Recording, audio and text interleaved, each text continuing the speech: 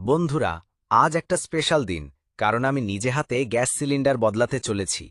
মা বলেছে, তুই এখন বড় হয়েছিস, দায়িত্ব। আমি বললাম, চ্যালেঞ্জ অ্যাকসেপ্টেড। তো প্রথমে এই পাইপটা খুলতে হবে। একটু কষ্টকর, কিন্তু ওহ, কি শব্দ হলো! মা, প্লিজ, ক্যামেরা চলছে। পেছন থেকে মায়ের গলা, সাবধানে করিস, বিস্ফোরণ হলে গ্যাস ছাড়াও তুই উড়ে যাবি। আবার এলো কাকু, বলেন, এইটা কিভাবে ধরছ? গ্যাস সিলিন্ডার হলো দেশের নিরাপত্তার প্রশ্ন, আগে মাথায় হেলমেট পরো। হেলমেট? কাকু, আমি গ্যাস বদলাচ্ছি, ব্যাটিং করতে নামেনি। ও কাকু আবার বলছেন, একবার সিলিন্ডার উল্টো পড়ে গিয়ে ওনার কুকুরের ঠ্যাং মচকেছিল। যাকগে, অবশেষে আমি জয়ী হয়েছি। গ্যাস বসানো শেষ। কেউ না বললে বিশ্বাসই করতাম না আমি এই কাজ করতে পারি। পেছনে দেখা যায় সিলিন্ডার উল্টো।